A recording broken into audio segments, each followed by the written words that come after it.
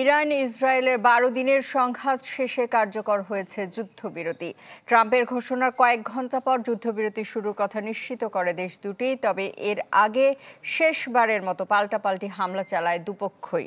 ভোরের আগেই ইসরায়েলে ৬ দফা ক্ষেপণাস্ত্র হামলা চালায় তেহরান, যাতে প্রাণ যায় ৪ ইসরায়েলির। অন্যদিকে জায়নবাদীদের আগ্রাসনে ঝরে ৯ ইরানি প্রাণ। এসএমসি ওটসালাই এলো আরো উন্নত নতুন প্যাকে, জীবন বাঁচায়, জীবনকে এগিয়ে নিয়ে যায়। ইরান, ইসরায়েল, যুক্তরাষ্ট্র ৩ দেশের মধ্যে দীর্ঘ সংঘাতের জন্য যখন প্রায় প্রস্তুত বিশ্ব, তখন বিস্ময় নিয়ে হাজির মার্কিন প্রেসিডেন্ট ডোনাল্ড ট্রাম্প। যুদ্ধ নয়, ঘোষণা দেন যুদ্ধবিরতির। নিজের সামাজিক মাধ্যম ট্রুথ সোশ্যালে এক পোস্টে জানান, যুদ্ধবিরতিতে সম্মত হয়েছে ইরান ইসরায়েল দুপক্ষই। সেই সাথে বলেন, পোস্ট দেওয়ার পরবর্তী ১২ ঘন্টার মধ্যে ইরান ও ২৪ ঘন্টার মধ্যে হামলা থামাবে ইসরায়েল। ডোনাল্ড ট্রাম্প বলেন, এই যুদ্ধ বছরের পর বছর চলতে পারত, ধ্বংস হতে পারত মধ্যপ্রাচ্য, কিন্তু তার এই ঘোষণার মধ্য দিয়েই ট্রাম্পের ভাষ্যমতে ১২ দিনেই শেষ হলো এই সংঘাত। অভিনন্দন জানান দুপক্ষকেই।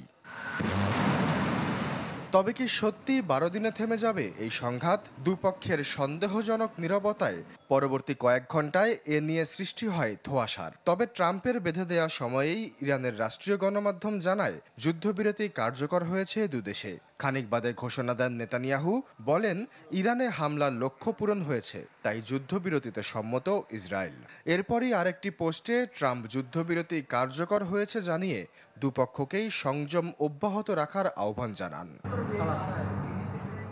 তবে এর আগে শেষবারের মতো জ্বলে ওঠে দুই পক্ষ। পাল্টাপাল্টি হামলায় ভোর থেকেই উত্তপ্ত রূপ নেয় ইরান ও ইসরায়েল। তেহরানের ৬ দফা হামলায় বীরসাভা অঞ্চলে ধসে পড়ে বেশ কিছু ভবন। এতে বেশ কয়েকজন হতাহতের খবর মিলেছে। অন্যদিকে থেমেছিল না জায়নবাদীরাও। একই সময়ের মধ্যে ইরানের লাগাতার হামলা চালিয়ে বেশ কয়েকজনকে হত্যা করে আইডিএফ। তবে আন্তর্জাতিক নানা গণমাধ্যমে ঘুরপাক খাচ্ছে আরও একটি তত্ত্ব।